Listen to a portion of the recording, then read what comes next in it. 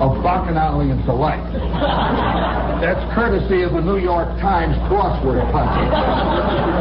There hasn't been a good, honest Evo shouted in New York since the 12th century B.C. So, who would like to holler off there back at a piano for all of us? In fact, let us do it now for the entire Western world. Eddie's in it. It is June. Yes, it's June. This is the month of poetry. This is the month of mystery. Thousands of novels have been written that opened up. It was a clear, beautiful day in June. And that's exactly what it is.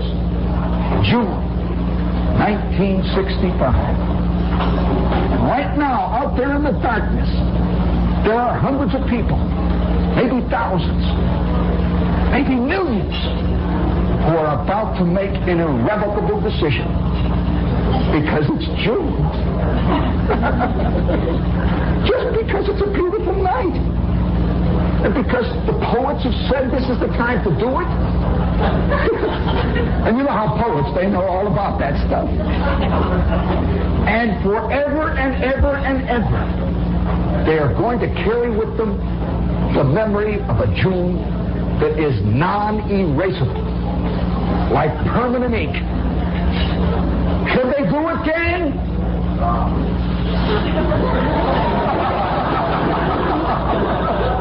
His wife says, what's he talking about? Well, all right. We're in the limelight in Greenwich Village, right in the heart of the Fleischmann's yeast area of existence, where life is like a teeming cake of bacteria and fungi, rich and deep. And it's June. Now, what is all this about? This excitement. It's about men and women.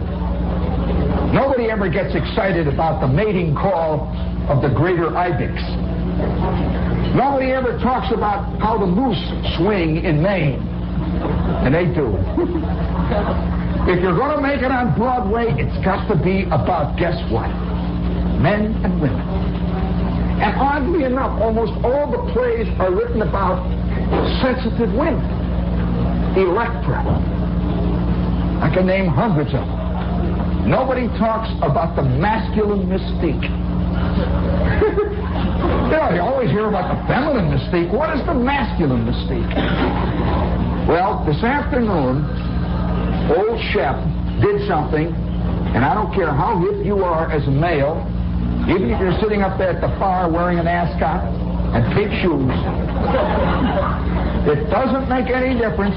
Shep did something this afternoon in New York City that every last male will understand. American male. A little twinge of excitement. Shepard stood up there in that big batter's box in Yankee Stadium with 20,000 people all looking down. And the announcer said, the next batter is number 11. Echoes of wearing number 11. I got a big batting helmet on. See, just number 11, Gene Shepard, playing third base. I spit. That's me, man. Kick the dirt a little bit, you know. Yankee Stadium. And they gave each one of us a real Yankee hat. This is not the kind they sell in the stands at little kids, you know. Oh, no, this is the real thing. A Yankee baseball cap. Shepard puts it on. The House of David right away, you know. Back in the Class D minors, you know. Well, Shepard puts the hat on, you see. And I'll tell you how this masculine mystique works. Put the hat on, I got the suit on.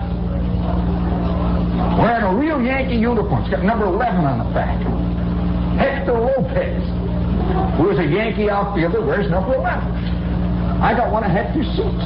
I've read it. The sweat, you can smell it. It's still there, you know. A little blood here on the thigh, you know. You can see where he slid in a second. They laid the tag on him. And now Shepard's wearing the same armor. Walks around out there in his batter's box. Looks up at the crowd. Spits. Pauses a little bit. Reaches down into the dirt. This is a great feeling, by the way. The TV cameras are all gone. Shepard picks up a little dirt. Picks up the fat. Isn't that a great feeling, men, to be in the on-deck circle? With your knee on the same rubber pad that Roger Maris puts his knee on every day. I put my knee down on that rubber pad. I looked out over that green sward and waited for my turn. Well, it's a masculine mystique. I get up to bat, and that mound, by the way, at Yankee Stadium is a real mound. You don't see this from television. That guy is standing up on top of Mount McKinley. You look up, you know. Yeah, you look way up there, see? So Shepard looks out like that. You know, this is, by the way, you know that there are many old ladies who complain about ball games. You never watch what Maris always does just before he swings? Only on sports on TV do you see real life happening, you know. You'll have to explain that to her when you get home. Maris really does, you know. He gets up there. He doesn't care who's watching, you know. He just walks up there. And by the way, there's all kinds of notes. Are you aware of this, man? That there are notes in the Yankee dressing room about things just like that. It says, when in front of the cameras, remember. And they have these little notes about, well, you know what guys wear in athletic contests, don't you? It says, adjust them before the game. Well, you know, after all, the guys up at bat. Well, let me tell you a little more about that masculine mystique, though. It is unbelievable to a guy who lives in the ordinary 20th century world that most of us live in. You know, the office world where men and women and chicks and stenographers and bosses are all kind of the same. You know, there's hardly any differentiation between men and women. Machines, the whole thing. You come down here in the village and a lot of chicks walk around with leather boots up to their neck, you know. Oh, yeah, the chick with the bullwhips popping them down. They walk around. Yeah, a chick knocked me off the sidewalk the other. She says, out of the way, Mac. I says, I'm sorry, girlie. She said, what did you say? Well, man, you know. So, you know, it's a different world when you get down there in Yankee Stadium, down there in that dressing room where these guys take their showers and all that. And all of a sudden you're reminded of something that you have vaguely forgotten. That there are places where men genuinely are, you know? And there's no fooling around. So I'm standing. Can you imagine this beautiful scene, men? You're all men. Old Shep is standing in the shower. There's about 35 guys in the shower. See, the water's coming down and it's hot and I'm adjusting the thing. And here is this little short, tough-looking guy next to me. He's in the shower. And he says, Mac. I says, yeah. To pass the soap. I pass him the soap. He says, here you are, Mac. And it's Whitey Ford. Shepard is in the same shower with Whitey Ford. You know, he says, give me the soap, Mac. You'd be surprised. We all looked exactly the same. You never would believe it, you know. We're all in the shower, and I said, out of the way, Mac. And I'll walk out. He didn't know who I was, you know. I may be the young rookie outfielder from Pittsburgh or something, you know. Well, let me tell you something else that you don't ever hear about baseball and about the masculine mystique. When you come out of the showers there, the water's rushing, pouring down. These guys are running around, you know, they got towels on, yelling at each other, and they've got all the lockers in here, and it's just kind of a soft gray decor, very neutral. It's like the inside of a battleship. Yeah, you get that same sense of a wardroom, and it's not even connected with the Bronx. It's not connected with Greenwich Village. It's just there by itself. And when you come out of the shower, they've got a big rack. It's like pigeonholes. And they've got a package of cigarettes there, given by the sponsor. They've got a package of gum for guys who want to chew gum in the game.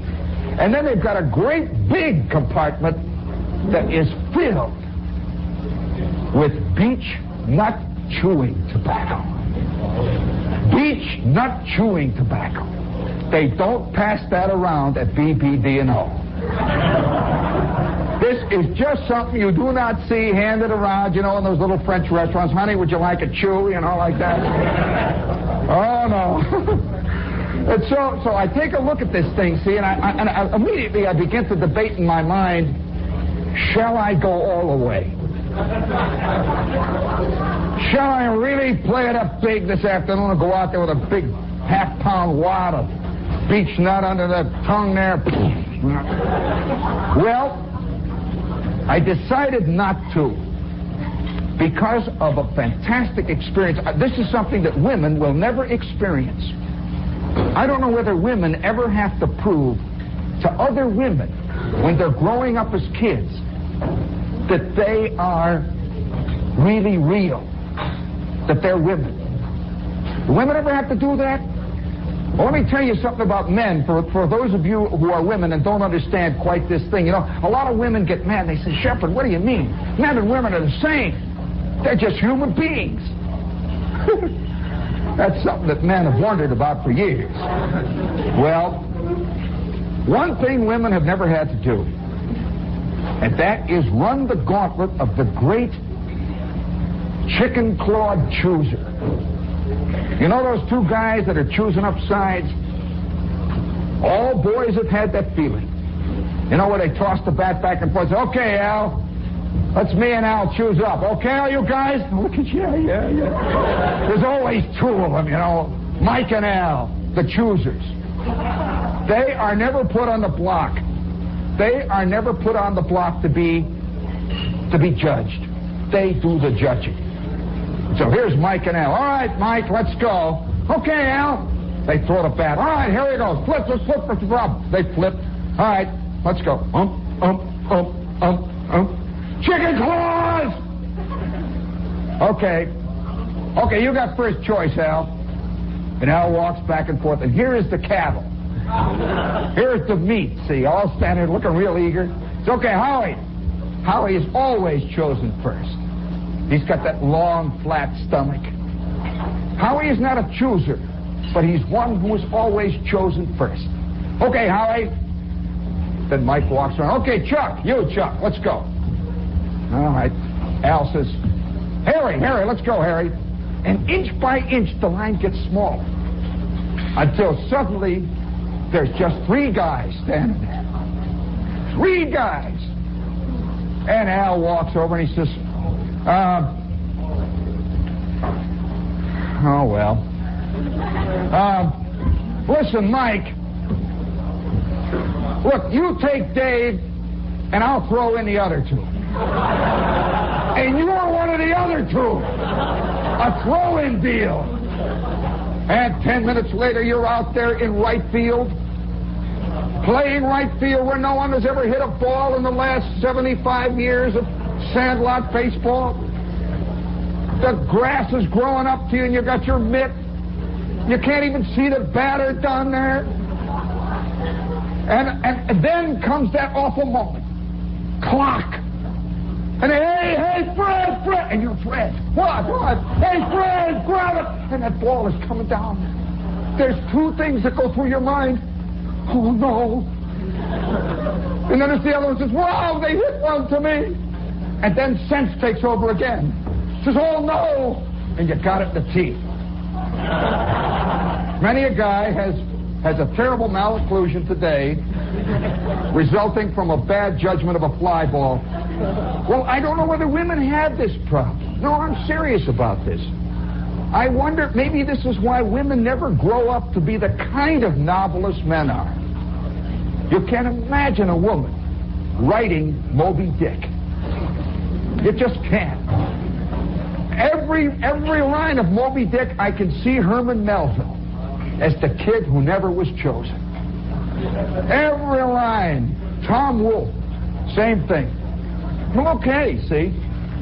Today I'm in Yankee Stadium, and I see that beech nut chewing tobacco, and it suddenly hits me this fantastic experience that I once had of June many eons ago that occurred in that same masculine arena of the great chicken-clawed choosers. I'm just out of school. I'm this urchin, see. I've just gotten out of high school, and by the way, there's a half a dozen kids here right now that are still wearing the white carnation of the graduate. You know, Bronx High School of Science. Yeah, and they're standing on the brink, on the edge, on the precipice, on the veritable razor-edge line of making it out of that great womb, you know, that wonderful, soft, warm world of kiddom. And the rest of it out. You know, some guys just don't leave anymore. Are you aware that's the new hip thing? You can be a kid now well into your 50s. If you work it right, you know, and hang around the right campuses. Are you aware this is a new big problem? Guys just won't leave the campus. There are some guys who graduated in 48 that are still at UCLA. Walking around, you know, with their chinos, spitting and hollering, you know. Well, all right. Okay. I'm just out of high school, and the big break has come. I got a job in the steel mill. Well, I don't know whether this means anything to you or not, but this is a mill town, see? And the whole world of that town was based on the steel mills. As long as I'd been a kid, I could see those dark shapes over there on the horizons. And I could see those flickering red lights of the steel mill open hearts. And all the guys that made it worked at the mill. That was like here in New York. You know, most kids in New York are showbiz oriented. If they get a job working for David Merrick, they're in, you know, or BBD&O. But out there, if you said you worked at the open heart, you were big. Well, all right. 2 weeks after I get in the mill, they're giving me a training course. It's like a preliminary. And one night, Shep is assigned to his first job on a steel mill labor gang. Now, a labor gang in the steel mill is like a football team. Each guy knows the other guy's work, and they work on tonnage. You know about this thing? It's like a team. And I'm assigned to this team. We're going to work tonight in the open heart. Got the scene? It's June. I've still got a white carnation on my overalls. And in my lunch bucket, you know, is my diploma. And I still got that nice sort of soft, acne-ridden, that kind of worried look in the eye of a kid who took 17 years to get through Algebra 2. And now I'm out in the real world. And I'm put on the night shift. It's on the 4 to 12 shift. And they told me, be down at the clock house at 10 minutes to 4. The bus will pick all of you up and take you to the open heart. And so that night at home, I'm getting ready to go to work. That excitement. There must be 1 million kids out there listening who are preparing their first job right now, just getting out of high school or college. Boy, the excitement. Man, I've pressed my overalls. You know, I've even polished my brand new steel-capped safety shoes. I got the goggles. I've got the big steel safety helmet. I'm all excited. At 10 minutes to 4, I am standing in front of the clock house. And all these bohunks are going in. All these guys that I'm going to work with, you know, just walk past with their lunch bucket. A look at a steel worker going in. And standing right next to the clock house is a man handing out little packages. Listen carefully. He's giving out samples. He's got a big box, and he's handing out these beautiful little square packages. Well, in those days, you remember the days when you used to get little sample packages of puffed rice? Remember that? A little sample package of cream of wheat? Well, Well, I figure, they'll give me a sample package of cocoa malt or something, Stand outside a steel mill, and he's handing these guys brown. Okay, Mac, yeah, they walk in. And I take mine and walk in. I get in the bus. I sit down, open my hand, and it is a sample package of 8-hour cut mule Navy plug. Well, this is a plug, and it's dark. It's about the color of old used tar. It's got little spikes sticking out of it. It's got fur on it. It's got little claws, a couple of little eyeballs looking out of it, and it smells fun. Have you ever been around camels? It doesn't smell like, and on the cover, the package said it said, sweet as applesauce. And there it is. The little thing is wiggling in my hand, And it's dark, Already it's dark in a steel mill. There's a kind of a purple emanation around it. It's kind of glowing. And sitting next to me is this Czechoslovakian worker, Stanek. Stanek has stuffed the whole thing in his mouth. And on the other side, he's got half a salami sandwich. And a cigar sticking out of the middle, see? 2 cigarettes out here, and Stanek is just sitting there. I look, and across from me is Wismer, Doc Wismer, he's the foreman, and because he's the foreman, they gave him 3 packages. He's got all 3 going at once. You can just see he's like a bowling ball with eyes. Look, there I got my package. I look up and down the whole line there, see? Every last one of the guys on the team has stuck this mule plug in his trap. And they're just sitting. Once in a while, one of them turn around and go, they have the windows open, It's just a steady stream going out there. Oh, these are men, I'll tell you. These guys are going to the open heart. They ain't going to Young and Rubicam, Oh, yeah, and the steel mill is smoking all around me, and you can hear the open heart banging away. Over here to the left, the blast furnace is cooking up another 18 billion pounds of black. And you look down here, and the open hearth is banging away again. And over here behind us is what they call the coal strip. The coal strip is not exactly a burlesque show. It's booming away, and Shepard's going into this thing. It's been so exciting. Ever since I've been a kid, I've been on the outside looking at the steel. Now I'm in it. I got this thing in my hand. I can feel it crawling, moving. Now, you must remember that I came from a family where it was just kind of agreed the kids didn't smoke. You know that kind of family. And if you did, it was never mentioned. And once in a while, back at the gym, Schwartz, Flick, and Bruner or I, we would all take one little cigarette, pretend we liked it. Our eyes are watering. Isn't that great? Oh, it was very different now. As a matter of fact, most kids at the age of 10 are given a complete humidor set by their old man, Oh, yeah, for Christmas, a whole bit, Well, I had never ever really smoked. Now, I am in demand. I am with the crowd. We go another 50 feet, 100 feet. It's getting hot. I can smell the steel works coming up. And without thinking anything about it, I take this piece of mule-cut Navy plug, 8-hour day, with the claws, and just go, boom.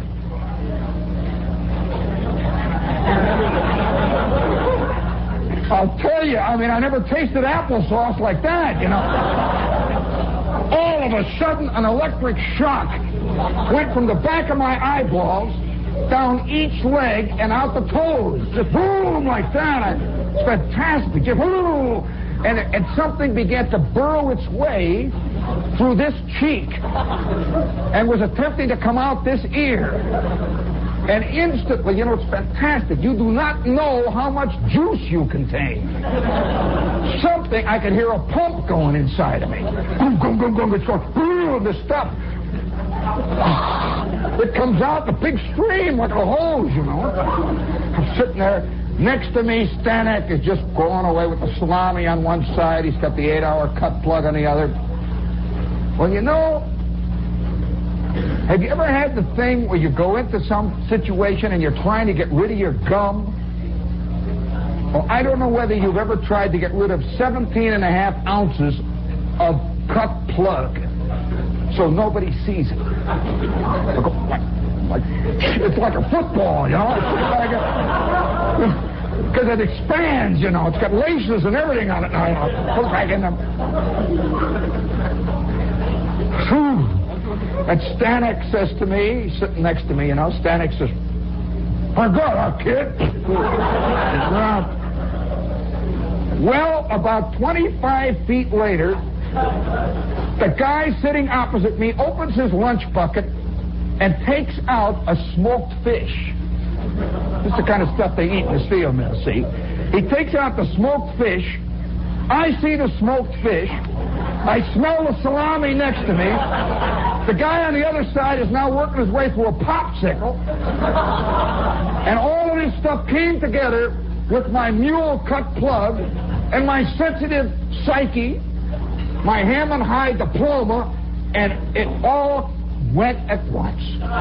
Boom! I'm sitting like this, you know. Oh, it's coming out of the ears. Oh, put it in. I felt green, fantastic. Sitting in there in the dark. We pull up next to the steel mill, right next to the door where they have the big shipping dock, and they all pour out. I'm standing there. I go back around the other side of the truck. You know that? You know the shuddering kind? You know what I'm talking about. Your knees are like, And I'll tell you one thing about cut plug. Cut plug is like a true traumatic experience. You never get rid of it. Well, I spent 10 minutes back of that bus. Everything, it was amazing. I did not realize that inside of me there was still pablum. I mean, stuff, I remember all of a sudden something from a Thanksgiving 4 years ago was there, you know. Fantastic, you know, that little snail that I ate one time, and all the stuff, it's all there. Nuts and bolts and saws and everything. You know. Holy smokes. Well, you know, when I went back at that bus, I was a kind of a medium-sized, stocky guy. When I walked in, I was tall and skinny. I had been drawn out, and Stanek looked at me and said, "Come on, let's go. We're in a hurry, Mac. Let's go. We're on tonnage. What do you think we're working on?" And I got in line with him. And we're walking down through the open heart floor. Stanek turns to me about halfway through, and he says, "Kid, you want another plug?" You don't refuse. You don't refuse this kind of thing. After all, you know, when you're in the gang, you've got to be in the gang. Have you ever tried to say no, you know, to the second beer and everybody's yelling and hollering? You don't do that. So he says, yeah, it's Stanek. Yeah. He says, "Here you are, Mac." He pushes it back, and he gives me his own Czechoslovakian cut plug. Well, have you ever been anywhere near a nest of bats? Well, they produce something very interesting. And apparently that's what they use in Czechoslovakian chewing tobacco. He hands it back to me, and this thing has got beaks sticking out of it. Well, all night long, I am chewing this stuff. They keep giving it to me because everybody in this mill, it's so hot in there, and the fountain is 4 miles away. To keep from going dry, these guys chewing tobacco like we chew gum, you know. And I am believe me, I am now 8 years old. I am going back rapidly. I'm 7. I'm a little kid standing there. Now I'm 5. And they're all working. These big men are hitting and yelling and hollering. "Hey, come on, let's bring over the number 6 truck. Yeah, let's go." Yeah. Will you big guys let me play? Well, today, standing there in Yankee Stadium, I took a look at that magnificent stack of beech-nut chewing tobacco, and I realized that these men are not extinct. They're now making $45,000 a year, these guys, and they're still chewing it. In fact, I'm standing in the dugout, And about 20 feet away, now I shouldn't really say this because I'm letting out a trade secret. About 20 feet away, a ball player, one of the Yankees, a famous Yankee is standing, see. And I keep looking at him out of the corner of my eye. You know, this is a famous Yankee. And I'm standing there with my uniform, trying to look like I belong, you know, the whole bit. And another one of the ball players comes up to me. He says, how are you? I says, hi. I said, gee, is that really so-and-so? He says, yeah. I look again. And he says, hey, he says, you know, I saw you looking at that cut plug. I said, yeah. He said, let me tell you about that guy. He says, he is famous all over the country as a guy that doesn't smoke, he doesn't drink, he doesn't date girls. He says, but one thing he does, he eats 7 pounds of cut plug a day. There he's standing, the stuff is squirting out. But I realize, you know, that there is so much that does not necessarily meet the eye. Oh, by the way, speaking of the eyeball, before we go any further, what radio station is this? Oh, isn't that nice? And what town are we in? And New York is the big what? And it's also the big time. We've made it. You know, isn't it funny? Seriously, did you see in the Times today? It's kind of sad. In the Times today, there was a little note in the Saturday Times, and it said, Ferris wheel for sale. World's Fair Ferris wheel. You know that big tire down there? That's for sale. They're trying to get rid of it, see? Already, they're chickening out there at Flushing Meadows, you see? It says Ferris wheel for sale. And I read this, see, and underneath it said, Thailand Bangkok Temple for sale. And I thought, gee, what a fantastic pad. Have you seen that temple with the bells and the dragons and the fantastic? Can you imagine a guy buying that and putting that on his vacant lot in the Bronx? And you know, the wind comes up the Grand Concourse and turns right there at Fordham Road, you know, past magnificent Alexander's.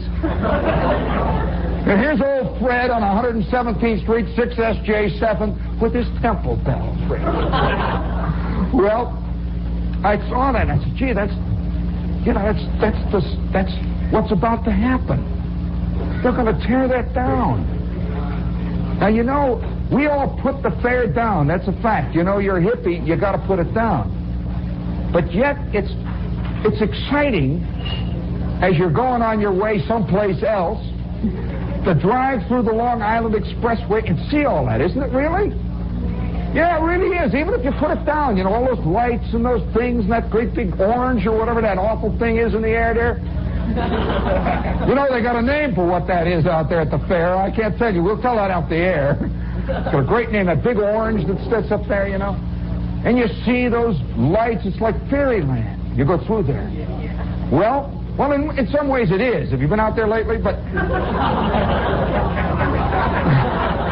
very campy, you know, gang, to go out there. However, you know, I read that thing and I got a little sad. You know, I said, gee whiz, wow, this thing is going to come down. And all the people who put it down, they're going to be left with a big vacant lot again. And you're going to have to look for something else to put down. That's not easy to find, you know. I know guys that have gotten out of school 2 years ago that still haven't gotten the right thing to get angry about. It's a big emptiness in the gut. And I read this thing and I said, gee whiz, that's a sad thing. In fact, one of the saddest things I ever saw and one of the most exciting things I ever saw was connected with the destruction of a World's Fair. You know, we always think of them building World's Fairs. Have you ever been on hand when they've knocked one down? Somehow, that is the end of something. Really. And in spite of the fact that fair has got a lot of wild scenes in it, you know those big arches? Can you imagine those big arches up there at the World's Fair? Have you seen them? And on the top it says, peace through understanding.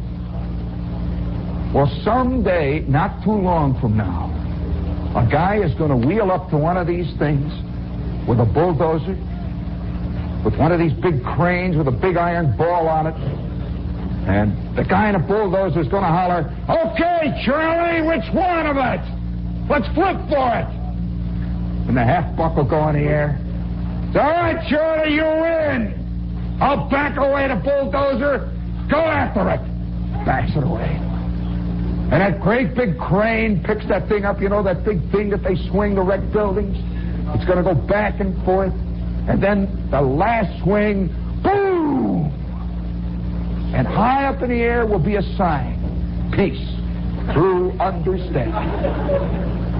Boy, that isn't symbolic of our whole time.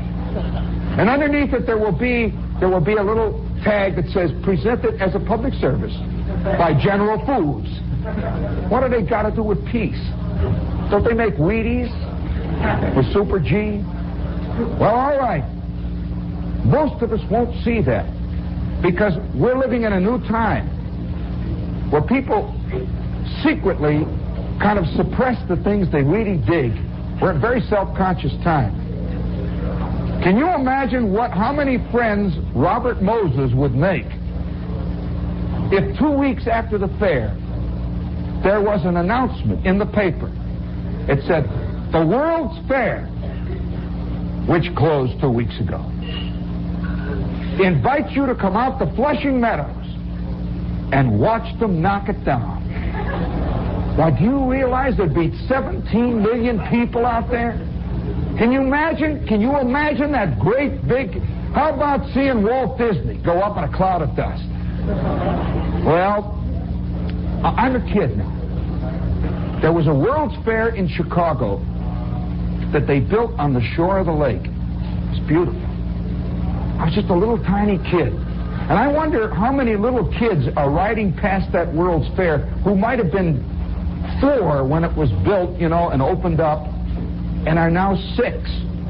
That means 1/3 of their life there's been a World's Fair. Yeah, sure, a lot of kids walk around, you know, and they hit each other in the back. How, kid, don't you miss the old days, Fred? Last Wednesday? It's all very, very definitely in perspective. Well, I'm a kid, see, I must have been about 3 or 4. And every week we drive down the outer drive in Chicago with that big lake laying out there, and they're building the World's Fair. Now, that World's Fair looked very much like this one. Purple buildings, pink buildings, blue buildings, big yellow mushrooms and cartwheels, lights. They even had a Chinese pagoda standing there. And let me tell you, when you grow up next to a stockyards, you can't imagine how a Chinese pagoda looks. It's unbelievable. They had a real one that was brought over by China. And it was red and black and gold. And the rumor was put out that was real gold on that roof. You know, they had the roof that's hammered gold. And from that day on, they had to post 5 guards with shotguns. The entire South Side was planning to steal a Chinese room. That's the truth. That's a fantastic problem. But every day we drive past this thing would get more and more fantastic. And then it was announced one day that they were going to create a thing especially for kids. You know, they never did this in this fair here. That in that World's Fair, they had a little World's Fair in the middle for kids. And it was called the Enchanted Island. Right in the middle of it. And it really made it. You know, usually that kind of stuff doesn't.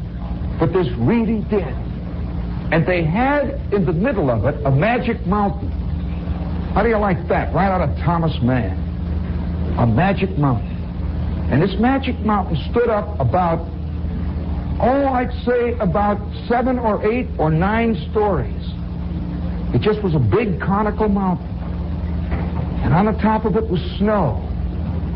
And down below it was a little symbolic Swiss fairyland Grimm's fairy tale village, you know, with little houses and elves and stuff like that. And around it was a moat. And no adults were allowed. Absolutely none. And they had pictures of it in the paper. They had newsreels of it that they showed in the movies. And I began to develop this fantastic desire to go to the Magic Mountain, to go up to the top of it. And by the way, that was the whole center of the fair, was to go into this thing, climb to the top. Only kids under 12 were allowed. I was a good, cool 4, you know. So I made it real big. I was ready. Well, one day, my Aunt Nin, my Uncle Carl, my mother, my father, my Uncle Tom, my Aunt Glenn, you know, the World's Fair scene. Do you remember when you were a kid? Now, really, you've got to concentrate for a minute. Really, honestly, we were all kids. Don't look bored. You were a kid once. Do you remember the moment when your mother and father and your aunts, everybody got together for a really genuine safari to make the big day? You were all dressed up, and they took you somewhere. And it was somewhere that had been sort of abstract to you up to that time. It's like a little kid being taken to heaven or Oz or something. And here all these big grown-up people were. I'm with my cousin Merle, who was a girl type. My cousin Buddy and my kid brother Randy. And all of us going to the fair. The first day we've been to the fair. They have been building this fair as long as I could remember. This goes back, you know, all years they've been building. Every day we drive past this thing, and now we're in it. And at the Magic Mountain, my mother says, all right, let's go, kids. Now look, Jeannie, you got to watch out for your cousin Merle, who is littler than you. And you got to watch out for your kid brother. And Joyce, who is bigger than all of you, will watch out for you. So all 5 of the kids, all by ourselves, go into this enchanted island. We each have 15 cents to spend. Well, over here, they're selling model airplanes. And over here, they're selling ice cream. And everybody's dressed like, it was an early Disneyland. Everybody's dressed like elves and stuff. There's only one thing I wanted to do. The Magic Mountain. So I says to Joyce, I'm going on the Magic Mountain. Come on, Randy, let's go. You watch the kids, will you? My kid brother, yeah, you know, yeah. The 2 of us go to the gate. It cost 12 cents to get in. And here we could see this mountain standing up there. And it was a long line of kids going in. And you couldn't see them coming out. Which made it even better, you know. They just went in. They had it specially fixed so you went out the other side. Only we didn't know that. So we go up to the gate. I've got 15 cents. Randy's got 15 cents. They give us 3 cents change. We walk into the line. We stand there, inching forward. I'm getting more excited. We've been hearing about this World's Fair for years in town. We've been hearing about the Magic Mountain for years. Getting closer. You could see those little villages. And you could see streams. They had it all painted, you know, like avalanches and mountain goats, the whole bit. Closer and closer. And now we're walking up this thing. We're beginning to edge up. And on the side of the mountain was a spiral staircase that had a high wall so that you couldn't see over. I guess that's to keep the kids from flying out. And so we start working up, each one of us. A whole long line of little kids. Each one of these kids, by the way, is realizing a dream. We're walking up this thing, sweating. The sun is beating down on us. Now mothers are gone. Fathers are gone. There's just kids in the world. All of us going up. And you can hear once in a while a kid up there crying. You hear another kid behind it. Come on, quit pushing way up. They're working their way up. And about every 10 or 15 feet, there's a guard standing, you know, a grown-up man with a blue uniform. He just keeps saying, move along. Come on, let's go, kids. Come on, move it up. Working up this way. And it goes on for hours. This thing's about 9 stories high, and it's going up, you know, up, up, up. Where are we going? Hour after hour. We're struggling. Sweat. Now the magic mountain is forgotten. It's just a fantastic struggle, that's all. It's like Sisyphus, you know. Camus, struggling up. Up ahead, there was a sharp left turn, which I will remember to the end of my days. A sharp left turn, the kids would disappear. You wouldn't see them. So I'm working. Kid ahead of me, whoop, he goes around a corner. Nothing, see? I go around a corner, and here's a guy. He grabs him by the arms. All right, kid, let's go. There's a black hole in the side of the mountain. He says, come on, let's go, kid. Sit down fast, this way, and go. Boom! I am going into a fantastic cavern.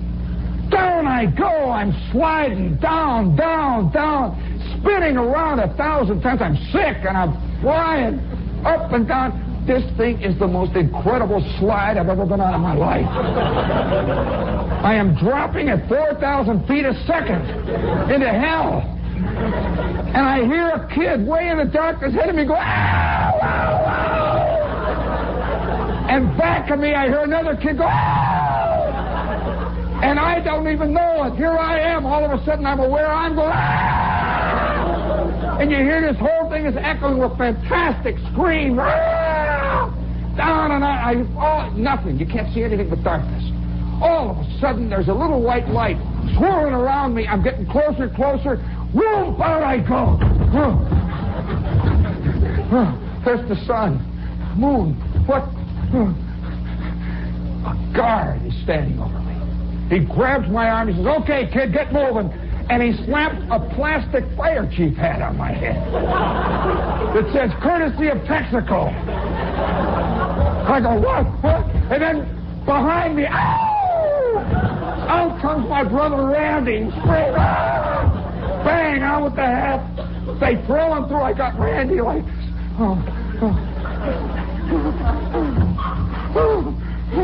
Randy is crazy. He's so far gone he's not crying anymore, you know. It's that little kid thing where they got the dry heaves, you know. I said, come on, let's go. I got to guard you, you know.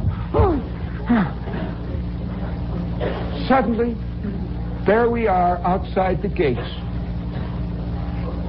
There is Aunt Min. There is my mother with the flower dress. There is Uncle Carl. My mother says, did you have fun? Would you like to go on it again?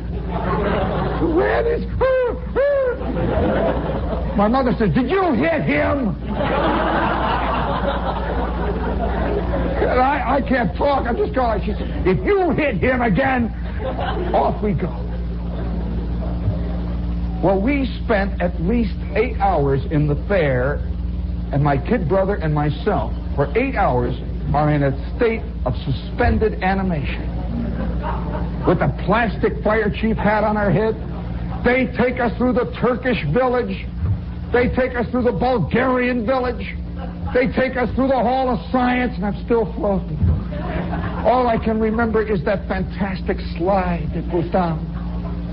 Ever since that day, friends, I have been very suspicious of great dreams. Ever since that day, I have been very careful about building up this fantastic drive to do something that seems to recede into the distance. And do you realize that in just a couple of days, comparatively, they will be knocking down that... Fair went on in Chicago for about 2 years. And all the hippies put it down, you know. And all the guys who went out there put it down as they went. And standing right in the middle of the fair were 2 towers. Huge towers. Standing up 600 feet into the air. And they were the symbol of the fair. And they'd light up at night. They had green lights and blue lights. And you could see them all the way into Indiana. You could see them into Wisconsin. And connecting these 2 towers, and by the way, one of them was on an island, and the other was maybe 2,000 yards away, standing on the mainland. And connecting the 2 was a cable. And On that cable, running back and forth, were little cars, little gondolas. Now, you wouldn't believe it, but those two towers were named after two radio stars. Do any of you know who they were named after? One tower was named Amos, and the other tower was named Andy. That was their official names. Have you noticed that the World's Fair out there just doesn't have that kind of flair? Amos and Andy. We would name them something like Prometheus and Electra. You know, and it's new. Wouldn't it be great if they named a rocket something like Johnny Carson? You know, a rocket to send to Mars. Well, you know, something like that. Or name it Barbara Streisand. A real killer, you know. Well, here are these two towers, Amos and Andy. And every day we drive through and see these two towers standing there. These little tiny cars with lights on them going back and forth. And each car was named after a character from the radio show. Madam Queen, the Kingfish. There was one named Brother Crawford. These beautiful streamlined cars. And all of a sudden, without any warning, it was fall and the fair was over. Well, I want to tell you, fellow Americans, there is no sadder sight in the world than a World's Fair that's been discarded. It's like an old Kleenex. It's like last year's New Year's party. And you can see cigar butts, you know. Have you ever gotten up 2 days after a party and the paper hats are laying there and everything else? You see a shoe somebody left. There was this empty, deserted World's Fair. The Hall of Science, the Hall of Magic, Amos, Andy. The lights were turned off, and the cars didn't go back and forth anymore. And the people drive past every day and see it. And it began to get rusty. You could see the Chinese pagoda had turned from red to kind of a brown.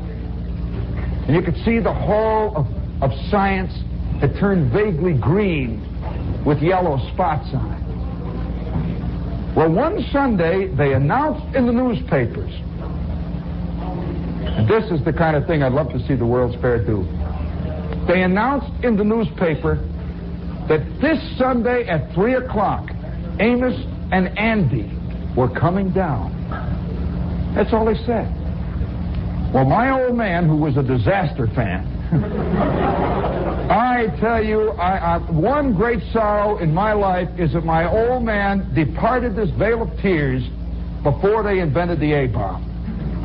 He would have loved it. You know, it's serious. He loved wherever there was an explosion, where there was a fire, where there was a fist fight down at Flick's Tavern, he would hear sirens, he'd run out, jump into the car, and go after them. Oh, he was sucked into many of them, by the way. He'd come home all bloody, you know. Oh, what a fight, wow. Someone said, now, why did you go after that one? He said, I don't know. There were just two guys outside of Flick's. It was fantastic. He loved disasters. And so that Sunday, my father, my mother, and the two kids are taken to watch Amos and Andy come down. Well, we thought we'd be the only ones. You know, the old man says, gee, let's go see that. You know, take it down. You ought to be able to see it. The lakefront was black with people. Millions of people standing there, all waiting, looking at the towers. Can you imagine what kind of a crowd they would get if they announced tomorrow at 3 the Empire State Building's coming down? They're just going to knock it down. All of Jersey would come. Oh, they love Rex there. So we stood there and waited. My father's getting more excited by the minute. Really, you can just see it coming up from inside of him. And you see little men down there at the bottom of the towers, and they're putting bombs in place. Believe it or not, they brought it down with bombs. They're putting bombs in place. They all run away and stand back. And all of Chicago stood there on the lakefront watching. And you can hear them counting. 10, 9. Over a PA system. 7, 6, 5, 4, 3, 2, 1. boom, it went. And these two 600-foot towers began to tilt down and down. And the crowd roared. Fantastic roar went up.